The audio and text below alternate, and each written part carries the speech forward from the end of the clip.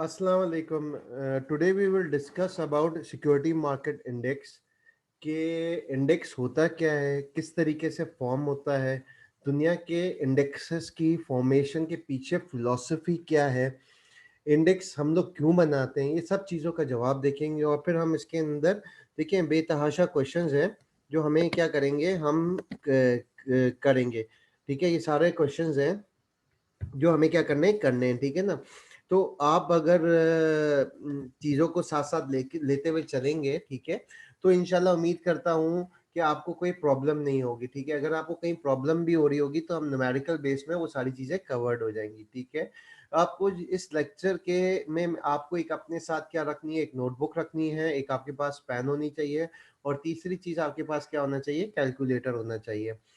अब देखें इंडेक्स क्या होता है। सिक्योरिटी मार्केट इंडेक्स एक जनरल बात देख लेते हैं कि भाई इंडेक्स क्यों बनाते हैं। इंडेक्स बेसिकली क्या होता है, एक रिप्रेजेंटेशन होती है। और अगर सिक्योरिटी मार्केट इंडेक्स की बात की जाए तो कलेक्शन ऑफ सिक्योरिटीज होती हैं जो हमें क्या कर रही होती है, रिप्रेजेंट कर रही होती है उस ओवरऑल मार्केट को या उस सेगमेंट के बारे में बता रही होती है। ठीक है, तो सर हम ये कह सकते हैं कि जो हमारे पास इंडेक्स एक one of the indicator of the security market. Yes, बिल्कुल आप सही, आपने सही सही कह रहे हैं। हम बिल्कुल कह सकते हैं कि सिक्योरिटी मार्केट इंडेक्स क्या होता है, एक इंडिकेटर होता है। आप बता सकते हो कि ओवरऑल सिक्योरिटी मार्केट उस कंट्री की कैसे जा रही है, अब जा रही है, क्या सेंटिमेंट है, सारी चीजों के लिए एक अच्छे तरीके से हमें समझ में आ जाए। रादर मैं एक एक कंपनीज को उठाते रहूं, ये बढ़ी है, कम हुई है, बढ़ी है, कम हुई है, आप कोई इसके ऊपर at the end of day आप कोई फैसला नहीं कर सकते। इंडेक्स एक सिंपल एक नंबर होगा जिससे आपको पता चल जाए भाई पिछले साल ये इंडेक्स था, इस साल ये इंडेक्स है, ओवरऑल कैसी परफॉर्मेंस रही है। तो हम बेसिकली क्या करते हैं, एक टारगेट सेक्टर को या सेगमेंट को समझने के लिए क्या हो जाती है, आसानी हो जाती है। और इंडेक्स हम क्यों बनाते हैं, ताकि हम एक ऐसा नंबर हो जिससे हमें पॉपुलेशन की करेक्टरिस्टिक समझ में आ जाए। ठीक है, अगर हम अच्छे तरीके से बनाएंगे तो उसमें क्या होगा, सारे एलिमेंट अगर मैं वो सैंपल वो वाला लूं जिससे पूरे पॉपुलेशन के करेक्टरिस्टिक समझ में आ जाए, तो वो क्या होगा, इंडेक्स बेहतर होगा। ठीक है, तो सर हमारे पास क्या इंडेक्स बनाने के, क्या हमारे पास एक ही फॉर्मूला है या दुनिया भर में इंडेक्सेस, अगर मैं अमेरिका का इंडेक्स देखने जाऊं या मैं जापानीज स्टॉक मार्केट का देखने जाऊं या मैं ब्रिटिश का देखने जाऊं या मैं पाकिस्तान स्टॉक एक्सचेंज का देखने जाऊं, क्या सर वहां पे सब एक ही फॉर्मूले से बनाए जाते हैं? नहीं, इसका जवाब नहीं है। दे आर डिफरेंट मेथड्स जिसकी मदद से हम क्या कर लेते हैं, इंडेक्स की फॉर्मेशन करते हैं। जो हमारे पास तीन मेथड्स हैं, जिसमें से हमारे पास एक है प्राइस वेटेड है, फिर हमारे पास दूसरा क्या इक्वल वेटेड है, और तीसरा हमारे पास क्या है, मार्केट कैपिटलाइजेशन मेथड है, जिसकी मदद से हम क्या कर रहे होते हैं, इंडेक्स को फॉर्म कर रहे होते हैं। सर इतनी टेंशन क्यों लेते हैं, सर हम क्या करें, हमें तो पॉपुलेशन देखनी है ना, मैं क्या करूं, सारी शेयर्स की वैल्यू उठाऊं, पिछले साल क्या थी सबका एवरेज कर दूं, और जितने स्टॉक से उससे डिवाइड कर दूं, जो अभी वैल्यू उसको प्लस करूं, उसके नंबर से डिवाइड कर दूं, तो मेरे पास सर एक आ जाएगी, एक वैल्यू आ जाएगी, ये भी बता देगी। तो इतनी टेंशन क्यों लेते हैं इंडेक्स की? देखिए ये आप करेंगे ना, ये सही तरीके की रिप्रेजेंटेशन नहीं होगी। ठीक है ना, आपने सही तरीके की रिप्रेजेंटेशन नहीं की है। इंडेक्स बनाते हैं, इसके पीछे पूरी फिलॉसफी, एक साइंस है, एक थॉट प्रोसेस है, जो आपके सही तरीके की चीजों को क्या कर सके, बेहतर तरीके के आपके सैंपल को क्या कर सके, प्रेजेंट, आपकी पॉपुलेशन को क्या कर सके, प्रेजेंट कर सके। ठीक है ना, तो अब हमने देखा कि हमारे पास डिफरेंट मेथड्स होते हैं। ठीक है ना, इंडेक्स भी समझ में आ गया कि इंडेक्स क्या है भाई, कलेक्शन ऑफ स्टॉक्स है। बेसिकली क्या करता है, एक रिप्रेजेंटेशन है आपकी इक्विटी मार्केट की, आपकी सेगमेंट की भी बता सकता है। ठीक है ना, अब सर दुनिया के जो बेहतरीन जो इंडेक्स हैं उनके मैं नाम लेता हूँ। ठीक है ना, आप जाके उस पर देखिएगा। ठीक है ना, और काम करें, देखेंगे क्या है, ये पूरी एक साइंस, एक फिलोसफी है। इक्विटी मार्केट के रिटर्न्स बड़े फिनोमिनल हैं दुनिया भर में, तो काफी इन्वेस्टमेंट होती है इक्विटी मार्केट के अंदर। तो अब मैं एक चीज बताता हूँ कि जो इंडेक्स है, जो दुनिया का सबसे मशहूर इंडेक्स है वो डाउजोन है। डाउजोन इंडस्ट्रियल एवरेज के नाम से 30 कंपनीज हैं उसके अंदर। ठीक है, स्टैंडर्ड एंड पुअर 500 इंडेक्स के नाम से भी दुनिया का मशहूर इंडेक्स है। नेस्डेक है, ये basically US base stock markets के हैं। ठीक है सर, ये सिर्फ यही तीन है नहीं, वहां पे सैकड़ों इंडेक्सेस हैं, लेकिन जो मशहूर है जिससे हम इकोनॉमी को या उनकी स्टॉक मार्केट को देखते हैं, वो बेसिकली ये क्या है, ये है। ठीक है, और अगर हम दूसरे रेस्ट ऑफ द वर्ल्ड की बात करें, हमारे पास एक फुटसी है जो ब्रिटिश स्टॉक मार्केट को रिप्रेजेंट करता है, फिर हमारे पास निक्के है जो जापानीज स्टॉक मार्केट को रिप्रेजेंट करता है, इसी तरीके से हमारे पास टोक्यो स्टॉक एक्सचेंज है, ठीक है। और पाकिस्तान में तो आप सबको पता होगा, पाकिस्तान में कौन सा है, केसी 100 इंडेक्स भी है, ठीक है, जो हमारा रिप्रेजेंट करता है। क्या सर पाकिस्तान में एक ही है? नहीं, पाकिस्तान में भी बहुत सारे हैं। हमारे पास केसी ऑल शेयर इंडेक्स है, फिर हमारे पास केसी 30 इंडेक्स है, फिर हमारे पास केएमआई 30 इंडेक्स है, ठीक है ना। हमारे पास भी बहुत सारे इंडेक्स हैं जो मशहूर है, वो हमारे पास, जो हमारे पाकिस्तान की जो पहचान है, जिससे हम दुनिया भर के जो फंड मैनेजर्स हैं जो हमारी इक्विटी मार्केट को देखते हैं, वो कौन सा बेंचमार्क उठा के देखेंगे, केएससी 100 इंडेक्स देखेंगे, ठीक है। तो सर केसी 100 इंडेक्स था, तो केसी 30 इंडेक्स बनाने की क्या जरूरत थी, या केसी ऑल शेयर्स इंडेक्स की बनाने की क्या जरूरत थी, ठीक है ना। देखिए डिफरेंट बेंचमार्क्स हैं, डिफरेंट इंडिकेटर्स हैं, ठीक है ना। आपकी क्या चीज है, आप केएमआई है, वो उसमें 30 कंपनीज हैं जो शरिया के पॉइंट ऑफ व्यू से सारी शरिया कंप्लाइंट हैं, ठीक है ना। तो इंडेक्स देखिए हमें क्या चीज अचीव करनी है, उसके बेसिस पे क्या होता है, इंडेक्स बनाया जाता है, ठीक है ना। अब ये तो चलो समझ में आ गया कि इंडेक्स क्या होता है, कलेक्शन है, हमारे पास ये सारी चीजें हैं, रिप्रेजेंटेशन करता है, ठीक है ना।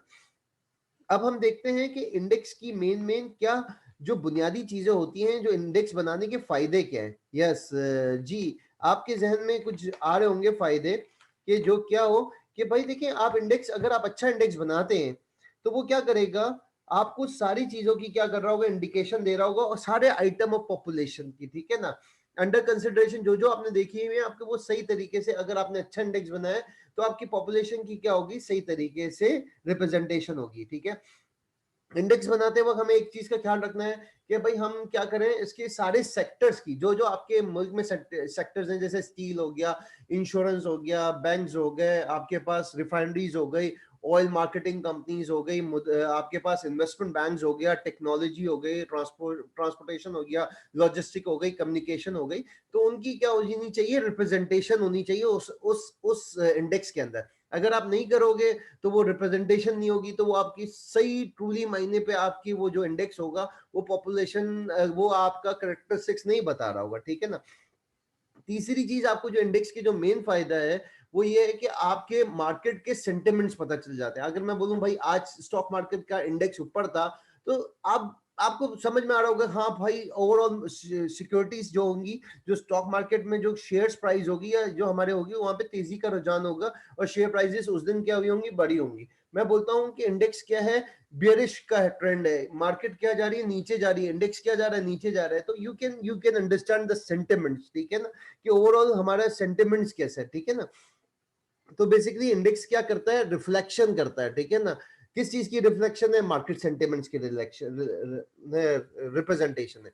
सर इंडेक्स बनाने से और क्या फायदा है, भाई इंडेक्स बनाने से ये फायदा है कि भाई आपके पास एक बेंचमार्क आ जाता है। मैं बोलता हूं कि इस साल, पिछले साल से इस साल इंडेक्स 20% बढ़ा है, तो जिधर आपने इन्वेस्टमेंट की है, म्यूचुअल फंड में इन्वेस्टमेंट की है, और वो आपको 12% रिटर्न देता है, वो बोलेगा भाई तुमने तो मार्केट से भी कम रिटर्न दे दिया ना, स्टॉक मार्केट ने तो 20% दिया था, तो तुम्हारे तो अच्छी परफॉर्मेंस नहीं की। या अगर वो 20% स्टॉक मार्केट का रिटर्न था और आपका म्यूचुअल फंड आपको 25% कर देता है, तो आप बहुत खुश हो गए, आप बोलोगे यार इसने मार्केट से मुझे क्या करके दिया, अच्छा कमा के दिया।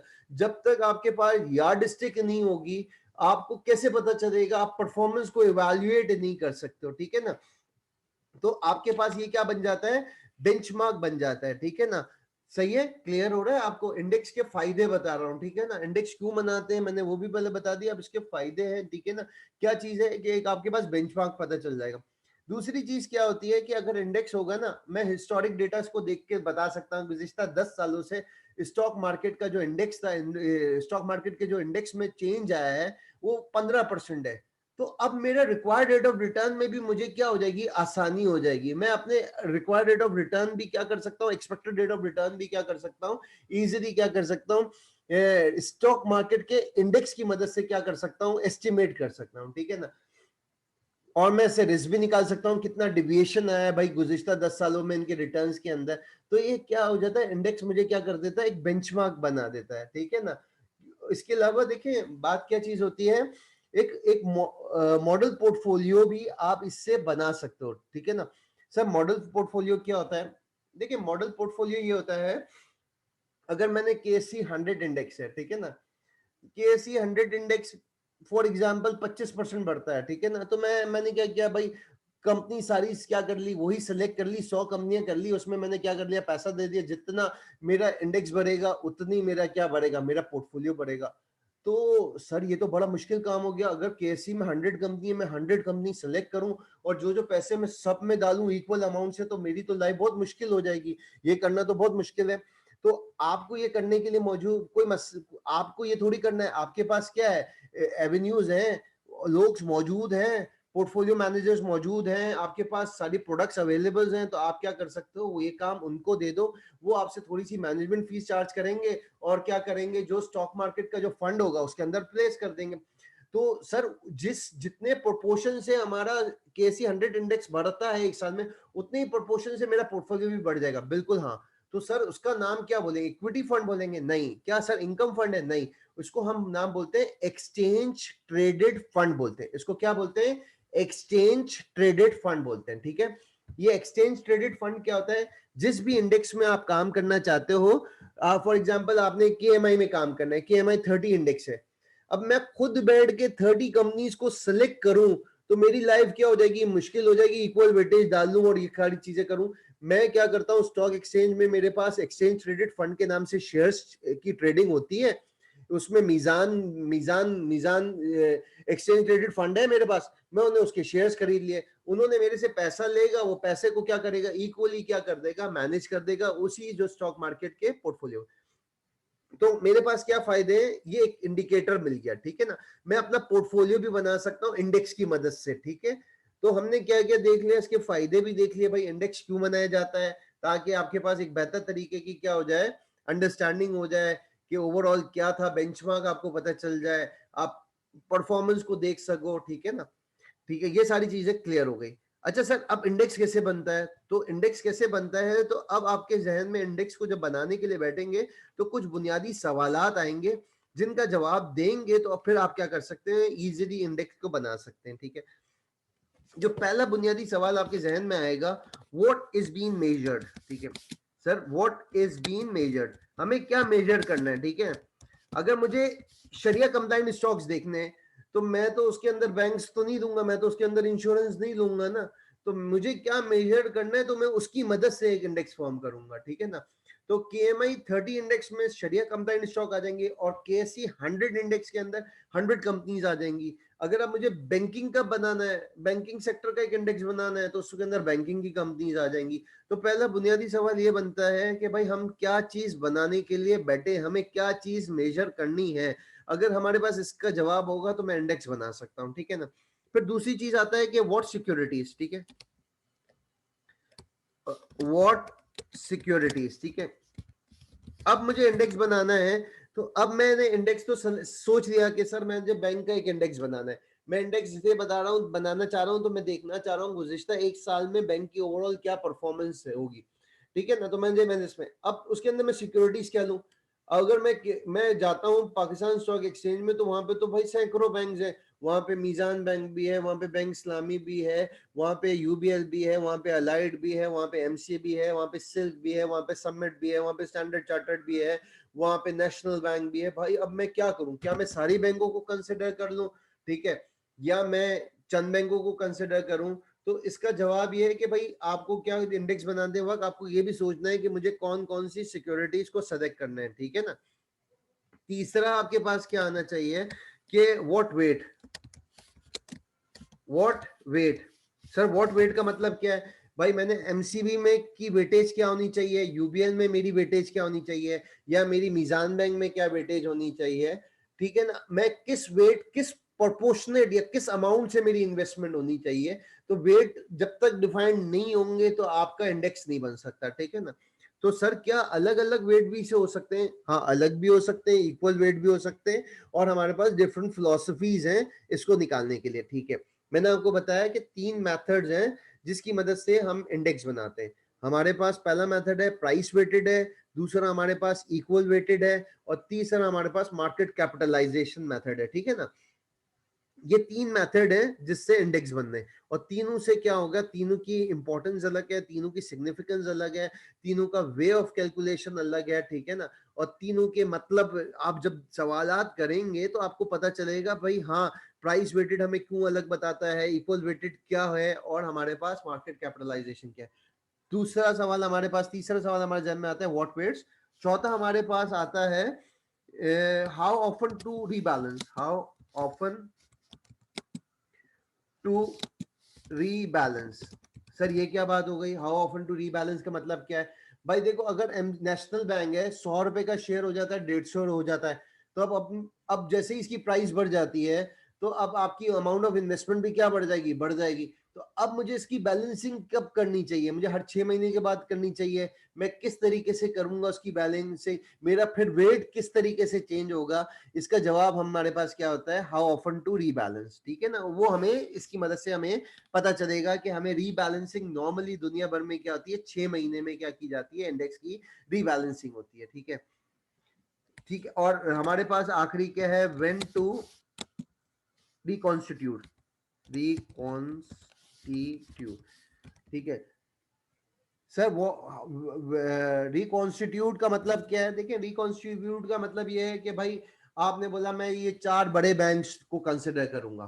कौन कौन से? आपने बोला मैं करूंगा 5 बड़े बैंक्स को। फॉर एग्जांपल आपने बोला मैं यूबीएल को करूंगा, मैं एमसीबी को करूंगा, मैं अलाइड को करूंगा, मैं नेशनल बैंक ऑफ पाकिस्तान को करूंगा, ठीक है, और मैं एमसीबी को करूंगा। ठीक है, ये आपने बोला मैं ये 5 बड़े बैंक करूंगा। अब कुछ अरसे के बाद क्या होता है कि भाई मीजान बैंक क्या हो जाता है, 5वें नंबर पे आ जाता है, और अलाइड बैंक क्या हो जाता है, 6ठे नंबर पे आ जाता है। अब मार्केट क्या है, लार्ज बैंक तो रहा नहीं, तो अब मुझे अलाइड बैंक को निकाल के अपने इंडेक्स में क्या डालना पड़ेगा, मीजान बैंक को करना पड़ेगा। रिकंस्टिट्यूट कर रहा हूं, एक शेयर को निकाल के दूसरा कर रहा हूं, क्योंकि भाई मैंने क्या पीछे फिलॉसफी रखी थी, ये मेरा बैंकिंग सेक्टर का इंडेक्स बनाऊंगा और उसमें पाकिस्तान के टॉप 5 बड़े बैंक लूंगा। ठीक है ना, अब 5 बड़े बैंक में से 5 बड़े जब बनाया तो 5 बड़े बैंक था, लेकिन कुछ अरसे के बाद क्या हो गया, जो 5वां बैंक था ना, अब वो क्या हो गया कि वो क्या हो गया, उसने मार्केट शेयर लूज कर लिया, और जो 6ठे नंबर पे बैंक था उसने मार्केट गेन कर ली। अब वो 5वें पे चले गया और 5वां क्या हो गया, 6ठे पे आ गया। तो अब मुझे क्या करना पड़ेगा, 5वें वाले को निकाल के क्या करना होगा, 6ठे वाले को डालना होगा, मीजान बैंक को डालना होगा। तो रिकंस्टिट्यूट हमें कब करनी है, ठीक है ना, ये भी सारी चीजें हमें देखनी होंगी। ठीक है ना, और हमारे पास छठा है कि छठा पॉइंट है वो हमारे पास क्या है, प्राइस रिटर्न है या मेरा इंडेक्स या टोटल रिटर्न है। ठीक है सर, ये क्या मतलब है प्राइस रिटर्न और टोटल रिटर्न का? देखिए प्राइस रिटर्न का मतलब ये है कि मैं इसमें सिर्फ प्राइस चेंज दिखाऊंगा, और टोटल रिटर्न में मैं क्या दिखाऊंगा, मैं प्राइस चेंज भी दिखाऊंगा और डिविडेंड भी दिखाऊंगा। ठीक है ना, बड़ी सिंपल सी बात है। टोटल का मतलब ये है कि भाई प्राइस में आपका कैपिटल भी इंक्रीज हो रहा होता है। ठीक है ना, जैसे हम टोटल रिटर्न नॉर्मल इन्वेस्टर के लिए निकाल रहे होते हैं, उसमें इसका कैपिटल गेन भी शामिल करते हैं और डिविडेंड भी शामिल करते हैं। अब मैं इंडेक्स बनाऊंगा, इंडेक्स में जो प्राइस में चेंज आ रहा है जो वो भी दिखा रहा हूं, और अपना जो मुझे डिविडेंड्स दे रही है कंपनी वो भी दिखा रहा हूं। ठीक है, तो अब क्या मेरा इंडेक्स प्राइस रिटर्न है या टोटल रिटर्न है? ठीक है ना, क्या वो डिविडेंड को कंसिडर करेगा रिटर्न इंडेक्स बताते हुए, क्या नहीं करेगा? ठीक है, अगर आप इन 6 चीजों का जहन में चीजों को आपको क्लियर होगी तो फिर आपको इंडेक्स बनाने में कोई मसला नहीं है। ठीक है ना, दुनिया के तीन तीन तीन तरीके हैं जिससे आप इंडेक्स बना सकते हो। पहला तरीका है प्राइस वेटेड इंडेक्स। क्या है? Price weighted index. सर ये समझ में आ गया, ठीक है। दूसरा क्या है? Equal weighted index. आपको कैसे समझ में आ सकता है, अभी तो मैंने समझाया नहीं है। ठीक है ना, पीछे पीछे आपको देखना है कि इसके पीछे फिलॉसफी क्या है, वो हम देखेंगे, फिर आपको समझ में आएगा। ठीक है ना, इसके लिए आपको मेरे साथ रहना पड़ेगा। ठीक है ना, ठीक है, प्राइस वेटेड हो गया, और फिर हमारे पास तीसरा हमारे पास क्या हो गया, मार्केट कैपिटलाइजेशन। ठीक है, हमारे पास मार्केट कैपिटलाइजेशन इंडेक्स,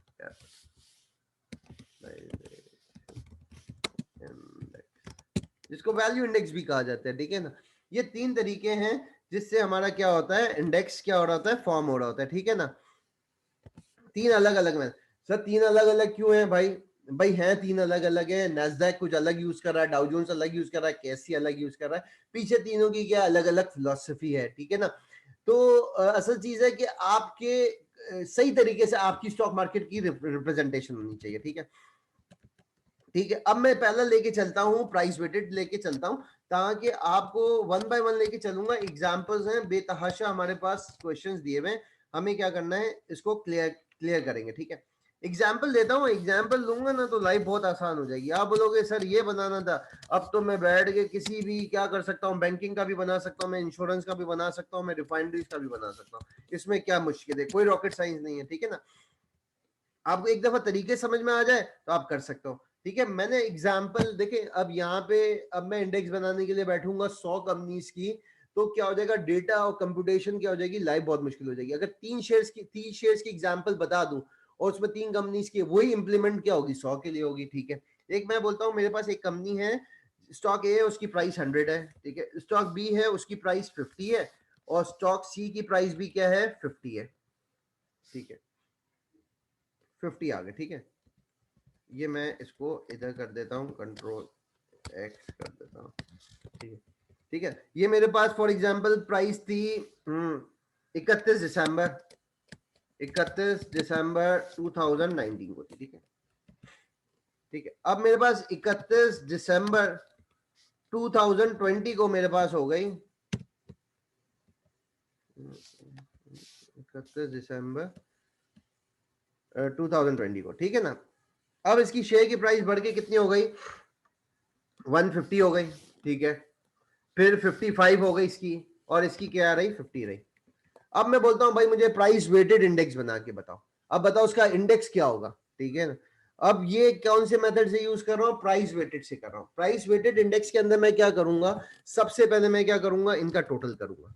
इसका टोटल क्या, 100 प्लस 50 प्लस 50, तो क्या आ रहा था 31 तारीख को मेरे पास इन तीनों शेयर्स का टोटल क्या, तो मेरे पास क्या आ गई थी, 200 आ गई, ठीक है, ठीक है। मेरे पास ये टोटल आ गया, मैंने लिख दिया। नंबर ऑफ शेयर्स मेरे पास कितने हैं, ठीक है। नंबर ऑफ कंपनीज मेरे पास कितनी है, मैंने यहां पे लिख दिया 3 है, ठीक है। अब मुझे अब इंडेक्स निकालना है। इंडेक्स कैसे निकालूंगा, फॉर्मूला लगा दूंगा, 200 टोटल वैल्यू थी, डिवाइडेड बाय क्या कर दिया, 3 कर दिया, तो इंडेक्स क्या आ गया, 31 दिसंबर 2019 को। अगर ये 3 कंपनियां होंगी तो इसकी इंडेक्स का जो वैल्यू आ जाएगी, इंडेक्स क्या एक नंबर होता है, ठीक है ना, जो आपको बताता है ओवरऑल इंडेक्स कितना आ गया, 66.66 का आ गया इंडेक्स। सर समझ में आ गया, इसमें कोई मसला नहीं था, तीनों की प्राइस ली, डिवाइडेड बाय 3 कर दिया, तो ये क्या बन गया, प्राइस वेटेड इंडेक्स बन गया, ठीक है। मैंने यहां पे भी यही चीज की। अब मैंने 31 दिसंबर 2020 को बैठा, स्टॉक ए की प्राइस देखी, 100 रुपए से 150 हो गया, जबरदस्त। 50 रुपए का शेयर 55 का हो गया, और जो स्टॉक सी था वो सेम रहा। तो ये कितना बन गया, मैंने क्या किया, इस पे कर दिया, इसका मैंने टोटल किया, तो टोटल किया तो पता चला 255 इसका टोटल आ गया, ठीक है ना। 255 टोटल आ गया। नंबर ऑफ कंपनीज कितनी थी, वही 3 थी। अब मैंने क्या किया, इस पे भी फॉर्मूला लगा दिया, कंट्रोल, आप कैलकुलेटर से देख लेना, ठीक है। अच्छा अच्छा, इस पे फॉर्मूला लगा दिया मैंने, चलो फॉर्मूला लगा देता हूँ। फॉर्मूला लगा दिया, दिस डिवाइडेड बाय दिस, तो मेरे पास आ गया 85। तो इंडेक्स पहले कितना था, अगर ये 3 कंपनियां होती तो इंडेक्स कितने का था, 66.66 का था। अब इंडेक्स कितना हो गया, 85 का हो गया। सर समझ में आ गया। इंडेक्स की वैल्यू कैसे निकालते हैं, ये आपके पास जो स्टॉक्स दिए हुए, उनको जो आपने सेलेक्ट किया हुआ है, कौन कौन सी कंपनीज आपके पास सेलेक्ट करनी है, अगर आपने सेलेक्ट कर लिया, इन सब की कंपनीज की प्राइस को क्या करो, एड अप करो, डिवाइडेड बाय कर दो, जितनी कंपनीज है ये आ जाएगा, ठीक है। तो ये नंबर ऑफ आपके पास क्या आ गया, इंडेक्स की वैल्यू आ गई। अब मैं बोलता हूँ इंडेक्स का रिटर्न कितना है। अब मैं आपसे वैल्यू नहीं पूछ रहा हूं, मैं आपसे पूछ रहा हूँ भाई आपका आपका रिटर्न कितना हुआ, ठीक है ना। तो रिटर्न निकालने के लिए कोई मसला नहीं है, अभी मैं निकाल देता हूँ। परसेंटेज रिटर्न में मुझे चाहिए, मुझे रिटर्न निकालना है, ठीक है। इंडेक्स का रिटर्न निकालना है, ठीक है। इंडेक्स रिटर्न, तो सर हमने तो पढ़ा है इंडेक्स रिटर्न का मतलब क्या है, परसेंटेज में चाहिए, ठीक है ना। 85 डिवाइडेड बाय 66.67, ठीक है। और फिर हमारे पास इसमें से क्या करेंगे, माइनस हम कर देंगे -1, ठीक है। तो हमारे पास 27.27.49% आ गया, ठीक है ना। ये डेसिमल में आ रहा है, सर आप परसेंट में बोल रहे भाई, रिटर्न है ना, तो उसको मल्टीप्लाई बाय क्या करोगे, 100 कर दो, तो आपके पास क्या आ जाएगा, आंसर आ जाएगा। जो भी आंसर आएगा 0.27 है, तो मैं इसको दूसरे लफ्जों में ऐसा लिख सकता हूँ, और करके ऐसा लिख सकता हूँ, और हाँ बिल्कुल सर, आप लिख सकते हैं 27.49% लिख सकता हूँ। यस सर, आप बिल्कुल कर सकते हैं, ठीक है ना, इसमें कोई मसले की बात नहीं है, ठीक है ना। तो हमारे पास क्या आ गया, रिटर्न आ गया, ठीक है। तो मैं सर, अब मैं इंडेक्स की वैल्यू भी निकालना सीख गया, और मैं ईयर टू ईयर मैंने ये भी बता दिया कि भाई क्या रिटर्न है, ठीक है। ये है प्राइस वेटेड। सर इतना आसान होता है, बिल्कुल ऐसा ही होता है, ठीक है ना। लेकिन अगर आपने एक पहला थॉट प्रोसेस होता है कि मुझे कौन कौन सी कंपनीज लेनी है, आपने सेलेक्ट कर लिया भाई मैं ये कंपनीज लूंगा, तो फिर जो उनकी प्राइजेस है, प्राइस वेटेड में क्या करते हैं, उनकी प्राइजेस सारी को ऐड करते हैं, डिवाइडेड बाय जितनी कंपनीज है उससे कर लेते हैं, ठीक है ना। तो ये सर समझ में आ गया। अब आगे थोड़ा सा चलता हूँ, थोड़ा सा अब वन बाय स्टेप थोड़ा सा एड ऑन चीज करता हूँ। एड ऑन क्या है यहाँ पे, स्टॉक स्प्लिट। सर ये स्टॉक स्प्लिट क्या होता है, ये सर हमें स्टॉक स्प्लिट नहीं पता। मैं यहाँ पे लिखता हूँ स्टॉक स्प्लिट। देखिए स्टॉक स्प्लिट क्या होता है, बड़ा सिंपल है। स्टॉक स्प्लिट ये होता है कि भाई फॉर एग्जांपल 1000 रुपए का शेयर था, कितने का शेयर था, 1000 रुपए का शेयर था। अब कंपनी ने बोला जिसके पास एक शेयर है ना, मैं उसको कितने शेयर दे रही हूँ, 10 शेयर दे रही हूँ। कितने शेयर दे रही हूँ, 10 शेयर दे रही हूँ।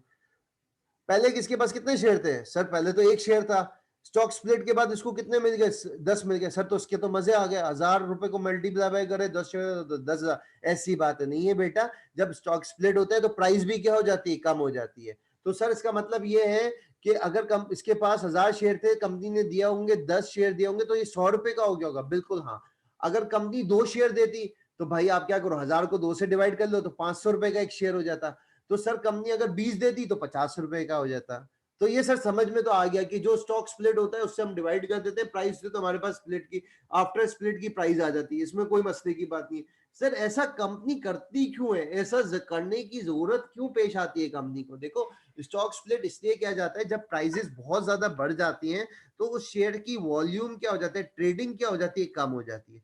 जब ट्रेडिंग कम हो जाएगी, देखो जब प्राइस बढ़ जाएगी, अब एक खुद सोचो, 1000 रुपए का शेयर लेना और 100 रुपए का शेयर लेना कौन सा आसान है, सर 100 वाला आसान है, क्योंकि उसमें क्या होगा कि एक एवरेज बंदा भी जाके ले सकता है, और 1000 रुपए का होगा तो उसके, अब मैं बोलूं एक शेयर है 10,000 रुपए का, तो सर वो तो बिल्कुल ही सिलेक्टेड ही लोग ले सकते होंगे। अब मैं बोलूं एक स्टॉक है 50,000 का, ओ सर ये तो फिर चांदी लोग होते होंगे लेने के लिए, और उसके अंदर बहुत सारी आपकी इन्वेस्टमेंट चाहिए, तो लोग क्या हो जाते हैं, रिलक्टेंट हो जाते हैं जैसे ही जैसे बहुत ज्यादा स्टॉक की प्राइस बढ़ जाती है।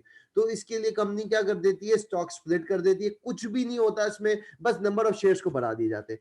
सर उससे कंपनी के क्या फायदा है, कंपनी की शेयर्स की ट्रेडिंग बढ़ जाएगी। सर शेयर होल्डर को क्या फायदा है, वो भाई आम बंदा भी जाके ले सकता है।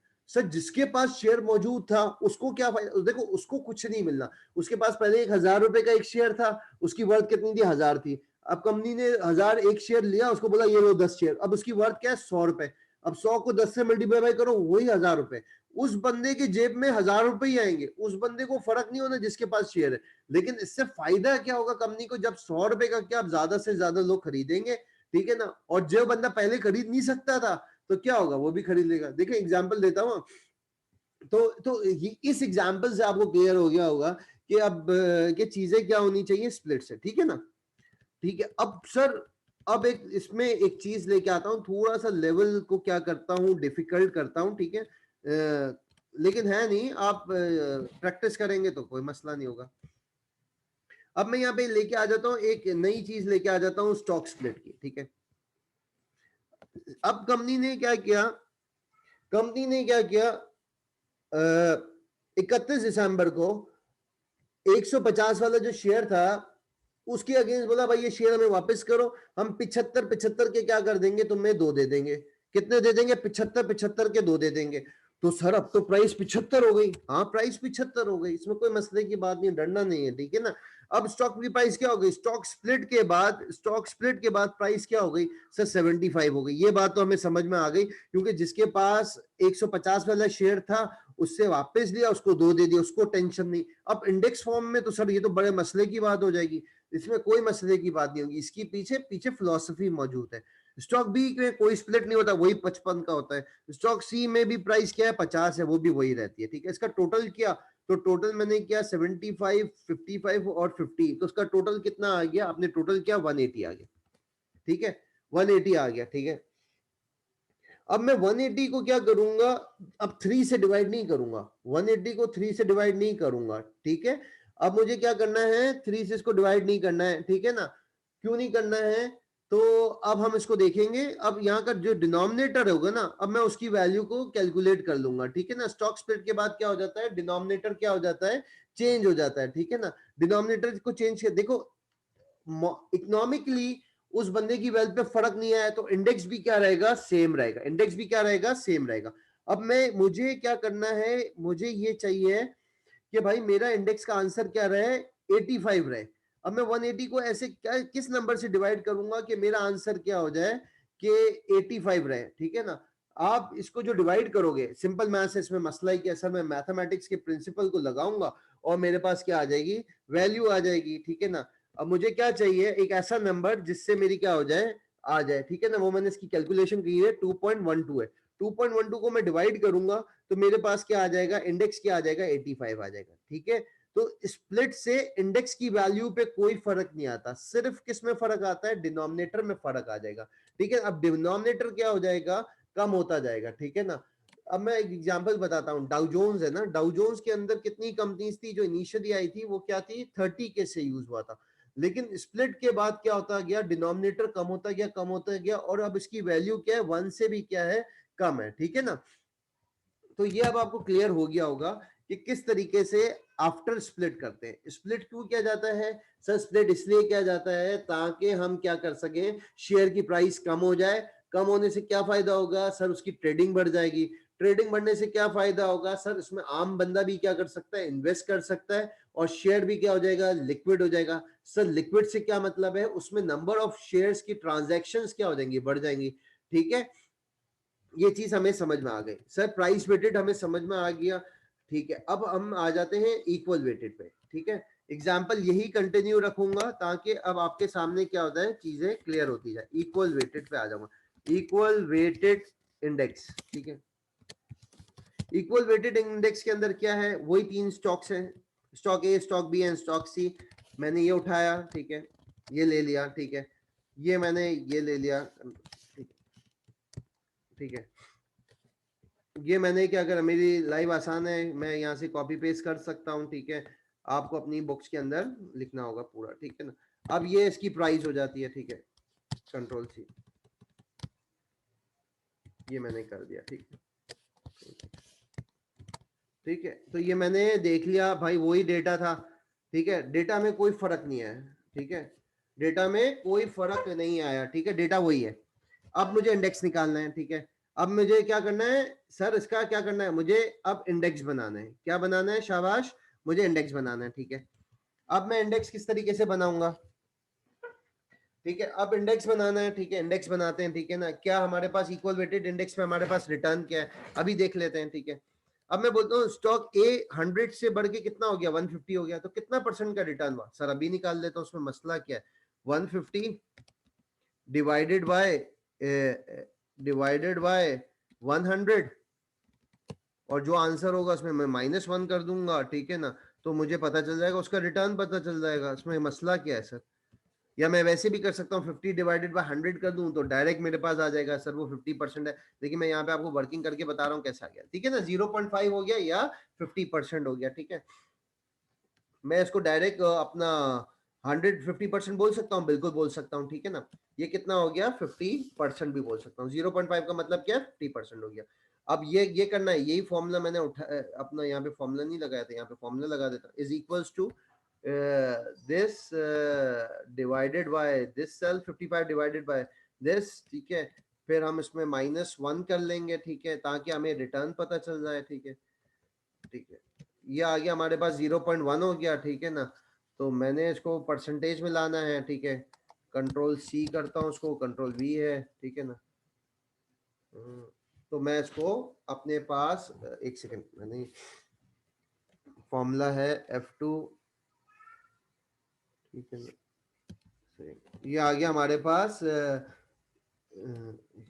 ठीक है ना।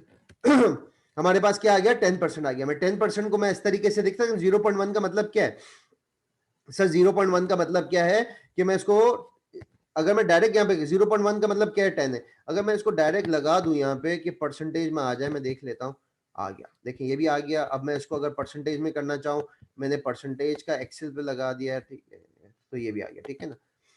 तो मेरे पास आ गया, ठीक है। परसेंटेज में डेसिमल को हम सर पता है मल्टीप्लाई बाय 100 कर दूंगा, तो ठीक है। यही मैंने क्या किया, इस पे फॉर्मूला लगाया तो सर 0 आएगा, ठीक है। तो ये तो कर लिया सर। तो सर इसके अंदर हम क्या कर रहे हैं, प्राइसेस देख रहे हैं ईयर ऑन ईयर कितने परसेंटेज से बढ़ी है, ठीक है। तो मैंने क्या किया भाई, टोटल रिटर्न कितना आ गया, 60 आ गया, ठीक है, 60% आ गया, ठीक है। और इसमें कितनी कंपनीज हैं, 3 थी हमारे पास। तो आंसर क्या आ जाएगा सर, आंसर आ जाएगा 20%। तो इंडेक्स का रिटर्न कितना हुआ, 20% हुआ। कितना परसेंट हुआ इंडेक्स का रिटर्न, कितना हुआ, 20% रिटर्न हो गया, ठीक है। अच्छा सर, अब ये समझ में आ गया, ठीक है। हम क्या करते हैं, इक्वल वेटेड के अंदर क्या करते हैं, हम प्राइस को नहीं देखते, हम ओवरऑल रिटर्न निकालते हैं, इंडिविजुअल का निकालते हैं, और फिर हम इसका क्या कर लेते हैं, एवरेज करते हैं। प्राइस में क्या कर रहे थे, सबको हम क्या कर रहे थे, ऐड कर रहे थे, डिवाइडेड बाय कर रहे थे। तो सर हमारे पास डेटा सेम है, लेकिन आंसर यहाँ पे 27 आ रहा है और यहाँ पे 20% आ रहा है। इतना चेंज क्यों आ रहा है, देखें चेंज क्यों आ रहा है, इसके लिए आप थोड़ा सा गौर करें। हम क्या अल्फाज यूज करें, इक्वल वेटेड है, मैं सब में क्या कर रहा हूं, सेम अमाउंट की क्या कर रहा हूं, इन्वेस्टमेंट कर रहा हूं। और प्राइस में क्या हो रहा है, प्राइस में ऐसा नहीं है। प्राइस में क्या हो रहा है, जिसकी प्राइस ज्यादा है उसकी वेटेज भी क्या हो जाएगी, दूसरे लफ्जों में क्या हो जाएगी, ज्यादा हो जाएगी। एक एग्जांपल देता हूं, तो उससे आपको क्या हो जाएगा, अच्छे तरीके से एक तरीके से समझ में आ जाएगा प्राइस वेटेड में और इक्वल वेटेड में फर्क क्या है। डेटा उठाता हूं यहाँ पे, ठीक है ना। एक इसको फिर मैं मिटा दूंगा, आपके एग्जांपल एक क्रिएट करता हूं। दो दो स्टॉक्स लेता हूं, सही है, स्टॉक ए और स्टॉक बी, ठीक है। स्टॉक ए की प्राइस मैं बोलता हूं 10 रुपए थी, ठीक है, और स्टॉक बी की प्राइस कितनी थी, 1000 रुपए थी, ठीक है। अब मैं बोलता हूं, देखो मेरी बात थोड़ी गौर से सुनना। अगर ये आपको एग्जांपल समझ में आ गई ना, तो आप प्राइस वेटेड और इक्वल वेटेड का क्या होगा, आपको मतलब समझ में आ जाएगा और आपको कभी भी प्रॉब्लम नहीं होगी। मैं बोलता हूं कि 10 रुपए का शेयर हो गया, 5 रुपए बढ़ गया। कितना रुपए बढ़ गया, 5 रुपए बढ़ गया, तो अब इसकी प्राइस कितनी हो गई, 15 रुपए हो गई, ठीक है। अब मैं बोलता हूँ जो 1000 रुपए का शेयर है वो कितना बढ़ा है, 5 रुपए बढ़ा है। 1000 रुपए का शेयर भी कितना बढ़ा, 5 रुपए बढ़ा, अब उसकी प्राइस कितनी हो गई, 1005 हो गई, ठीक है। ठीक है, अब ये था, मैं बोलता हूँ एक डेट थी 31 दिसंबर को, ये डेटा था, ठीक है। कोई भी आप डेट रख सकते हैं, ठीक है, एक महीने की भी हो सकती है, अगले एक दिन की भी हो सकती है, ठीक है। अब बताओ कि भाई इसका प्राइस वेटेड क्या है, सर प्राइस वेट में तो मसला ही नहीं, खट करके अभी बता देता हूं। इसका क्या मसला है, इज इक्वल्स टू, मैंने क्या दोनों की प्राइस को क्या करूंगा, ऐड करूंगा, तो सर 1010 आ गई। अब मुझे क्या कर देना है, दो दो कंपनी से डिवाइडेड किया क्या, तो इंडेक्स आ गया 505, ठीक है। अब यही मैंने यहाँ पे क्या, इज इक्वल्स टू क्या, 15 एक ये हो गया, 1020 हो गया, डिवाइडेड बाय मैंने 2 कर दिया, खट करके 510 आ गई, ठीक है। एक्सलेंट, जबरदस्त। अब मैं बोलता हूं तुम्हें इंडेक्स कितना परसेंट बढ़ा, इंडेक्स सर इसमें क्या मुश्किल की बात है, अभी फॉर्मूला लगा देता हूं, कर देता हूं। मैं करता हूं सर 510 को डिवाइड करता हूं बेस ईयर से, बेस कितना है 505 है, और इस आंसर को क्या कर देता हूं, माइनस कर देता हूं, -1। सर मैंने क्लास 8 में एक फॉर्मूला पढ़ा था इन रिटर्न का। रिटर्न है ये, जो भी डिफरेंस है उसको क्या कर दो, जो डिफरेंस आ रहा है, सब 15 का डिफरेंस आ रहा है, 505 से डिवाइड कर दो, उसको मल्टीप्लाई 100 कर दो। हाँ बेटा आंसर वही आएगा, या ये वाला फॉर्मूला लगा लो या वो वाला फॉर्मूला लगा लो। तो उसका मतलब क्या हुआ, ये आपके पास आंसर आ गया, ठीक है। तो हमने ये देख लिया, ठीक है ना। तो आपके पास कितना परसेंट आ गया, ये आ गया, ठीक है। अब मुझे, अब ये मुझे परसेंटेज में चाहिए सर, तो मैं परसेंटेज लगा देता हूं, मल्टीप्लाई बाय, तो 1% आ गया। प्राइस वेटेड तो सर समझ में आ गया, इसमें क्या मुश्किल थी। अब मैं इक्वल वेट की बात करता हूं, ठीक है, 2 मिनट के लिए बात, यही एग्जाम्पल को लेके चलता हूं, यही एग्जाम्पल को कॉपी करता हूं इक्वल वेट के लिए, ठीक है ना। कंट्रोल सी करता हूं, अब इक्वल वेट कर रहा हूं यहाँ पे, ठीक। ये कौन सा क्या था, ये मैंने प्राइस वेट किया था, प्राइस वेटेड था। अब ये क्या हो गया, इक्वल वेटेड है, ठीक है। इक्वल वेटेड में मैंने कर लिया। अब इक्वल वेटेड में हुआ क्या, जो 10 रुपए की चीज थी वो कितनी हो गई, 10 से बढ़ के कितनी हो गई, 15 रुपए हो गई, कितनी हो गई, 15 रुपए हो गई। तो वो 10 रुपए की चीज बढ़ के 15 रुपए हुई, तो रिटर्न कितना हो गया सर, 50% हो गया। शाबाश, रिटर्न कितना हुआ, 50% हुआ, क्योंकि 10 रुपए की चीज ऑलमोस्ट आधी हो गई है, उससे बढ़ के हो गई है, 5 रुपए बढ़ गई, मतलब 50% बढ़ गई, ठीक है। तो रिटर्न कितना आ गया सर, 50% आ गया, ठीक है। अब जो 1000 रुपए की चीज फिर बढ़ के वो कितनी हुई, 1005 की हुई है, तो ये कितने परसेंटेज बढ़ी है, निकाल लेते हैं, दिस, ठीक है, divided by this -1,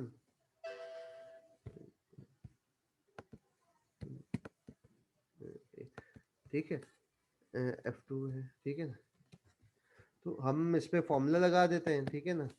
ये आ गया हमारे पास, इस पे मैंने परसेंटेज में मुझे चाहिए, तो बहुत ही माइन्यूट सा डिफरेंस आ रहा है, ठीक है ना। तो बहुत ही, मैं जो एग्जैक्ट है वैसे कर लूं क्योंकि ये 4 डेसिमल तक ले जाता हूं, तो हमारे पास एग्जैक्ट आ जाएगा F2, अच्छा, this divided by V V, तो हमारे पास क्या आ गया, 0.5 का आ गया, ठीक है ना। तो स्टॉक ए कितना बढ़ गया, 50% बढ़ गया। स्टॉक बी कितना बढ़ गया, सिर्फ 0.5% बढ़ा, ठीक है। अब मैं बोलता हूं इक्वल वेट में रिटर्न कितना आ रहा है, सर कोई मसला ही नहीं है, दोनों को प्लस करता हूं। तो दोनों को प्लस किया तो मेरे पास आ गया 50.5 आ गया, 50.5 आ गया, और मैंने डिवाइड कर लिया 2 से, तो सर 25.25 आ गया F2। तो कितना आ गया मेरे पास, 25.5, ठीक है ना। मैंने इसको क्या कर दिया, परसेंटेज में कर दिया, ठीक है। तो अब आपको डेसिमल्स कर देते ज्यादा ताकि, ठीक है। कैसे किया आपने, क्या किया, 50 प्लस 50 में आपने क्या किया, 0.5 ऐड किया। तो एक सेकंड, 50 में हमने F2 किया, मैं यहाँ पे वर्किंग करके दिखा देता हूँ ताकि फिर 50 प्लस 0.5, 0.5, ठीक है। ये आपको थोड़ा सा क्लियर हो जाए कि भाई वर्किंग किस तरीके से की है। दो थी कंपनीज, तो डिवाइडेड बाय मैंने क्या कर दिया, 2 कर दिया, ठीक है। डिवाइडेड बाय 2 कर दिया, तो मेरे पास आंसर आ गया 25.25 आ गया, ठीक है ना। 25.25 आ गया, ठीक है, ठीक है। 25.25 आ गया, ठीक है। परसेंटेज आ गया, ठीक है। तो 25.25% आ गया, ठीक है। तो कहां सर 1% और कहां आपका 25.25। देखो, अब यहाँ पे जो मेन चीज समझाने की एग्जांपल जो क्रिएट की है ना, वो मेन चीज क्या है, देखो। अब जो जो कम स्टॉक की अमाउंट था, पहले क्या था, प्राइस वेटेड में क्या था, 10 था, ठीक है, ये समझ में आ गया। और ये क्या था, 1000 था, ठीक है। प्राइस वेटेड में आप क्या कर रहे थे, आप सारी प्राइजेस को क्या कर रहे थे, ऐड कर रहे थे। उसमें आप कोई भी परसेंटेज के रिटर्न्स को ऐड नहीं कर रहे। लेकिन इक्वल वेटेड में क्या हो रहा है, 10 रुपए की चीज बढ़ गई 15 रुपए हो गई, 5 रुपए बढ़ी है, लेकिन उसका वेटेज क्या है, इक्वल वेटेड है। आपने क्या किया है, 50% स्टॉक ए में इन्वेस्टमेंट किया, 50% क्या किया है, स्टॉक बी में इन्वेस्टमेंट किया है। तो अब आपको, आपका क्या है, रिटर्न से मेन कंसर्न है। अब अगर स्टॉक ए 50% बढ़ जाता है और स्टॉक ए 50% बढ़ जाता है, तो ओवरऑल आपके रिटर्न्स क्या होंगे, अच्छे आएंगे, ठीक है ना।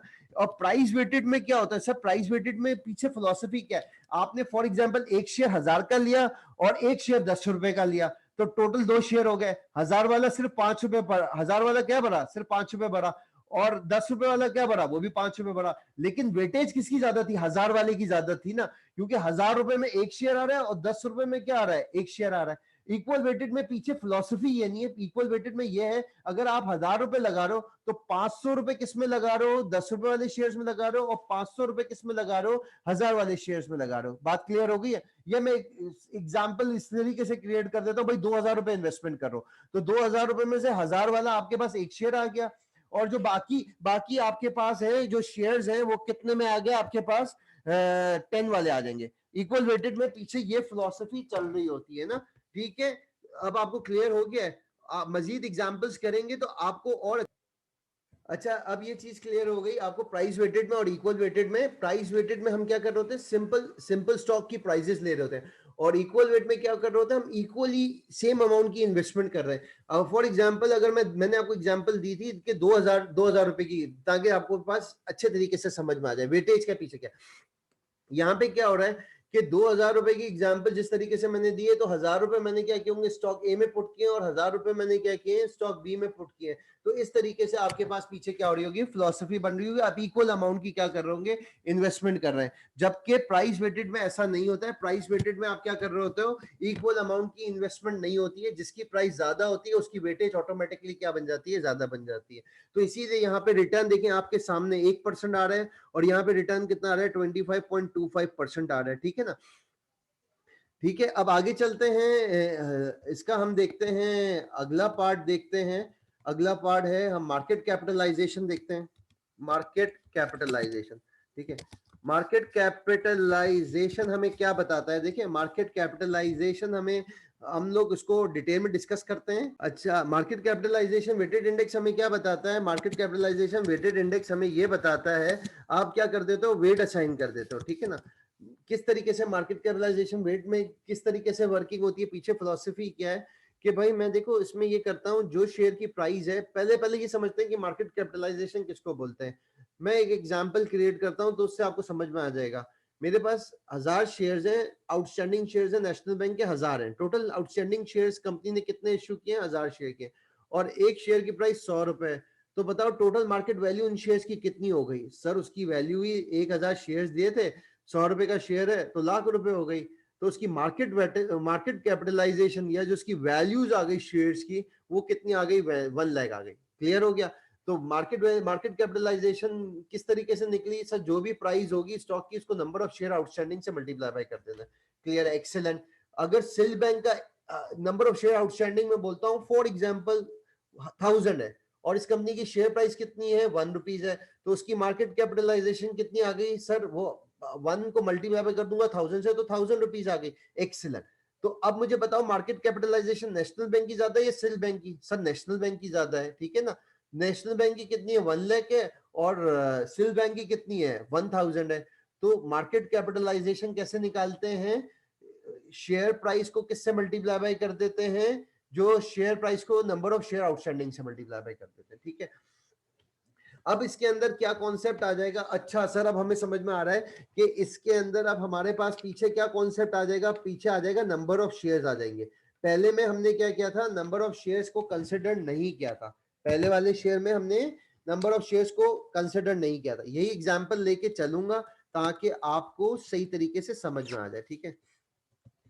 मैंने ये एग्जाम्पल ये ली एग्जाम्पल, ठीक है ना, और इसी को कंटिन्यू करते रहा। मैंने 3 कंपनियां सिलेक्ट की थी, ठीक है।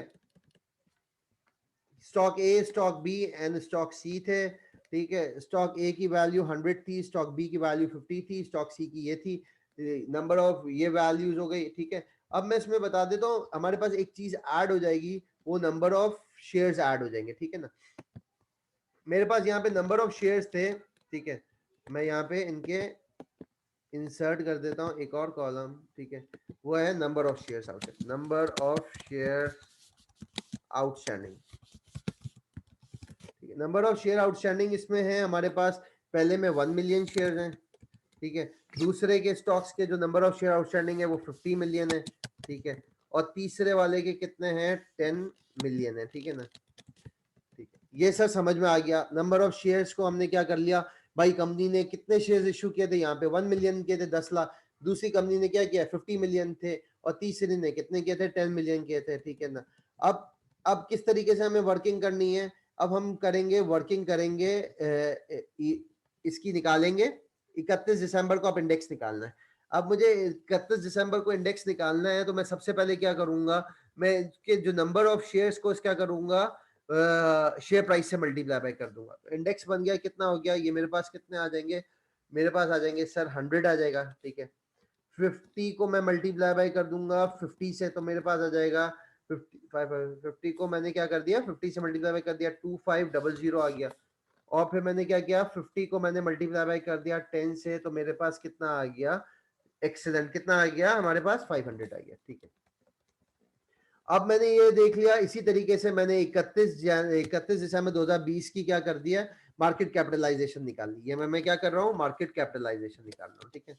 या भी मैंने क्या कर ली? मार्केट कैपिटलाइजेशन निकाल ली, ठीक है।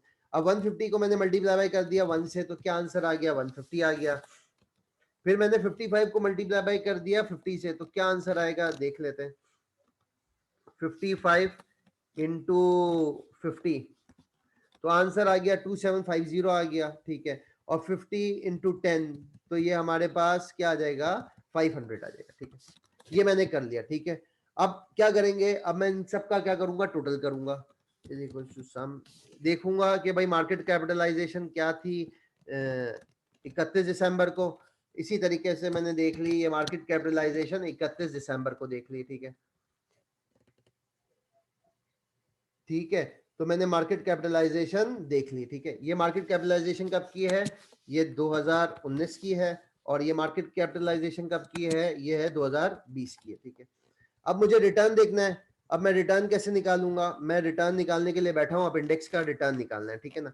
अब देखता हूं उसका रिटर्न कितना है, ठीक है। अब मैं क्या करूंगा, 3400 को डिवाइड कर दूंगा 3100 से -1, ठीक है, पहले ब्रैकेट नो, ठीक है। एक सेकंड, मैंने यहाँ पे लगा दिया F2, ठीक है ना, ब्रैकेट लगा दिया यहाँ पे और -1 कर दूंगा, तो मेरे पास आ जाएगा, डेसिमल में आ जाएगा, फिर इसको मल्टीप्लाई बाई क्या करेंगे 100 से, तो मेरे पास क्या आ गया 0.09 आ गया। और अगर मुझे ये चाहिए अपना, मुझे यही चीज चाहिए, ठीक है ना, मैंने ये वर्किंग की हुई है, किस तरीके से वर्किंग की मैंने यहाँ पे आपको करके दिखा दी है, ठीक है ना। इज इक्वल्स टू कर देता हूँ, ठीक है ना, ये आ गया 0 पर, कंट्रोल C कर देता हूँ, कंट्रोल V कर देता हूँ, ठीक है ना,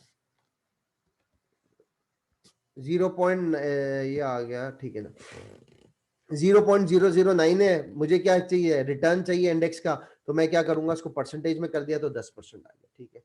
तो देखिए अब मैं तीनों से लेके बैठा हुआ हूं, मैंने प्राइस वेटेड से भी देखा, प्राइस वेटेड से कितना है 27.49 है, इक्वल वेटेड से देखा तो कितना आ गया 20% आ गया, और मार्केट कैपिटलाइजेशन से देखा तो 10% आ गया।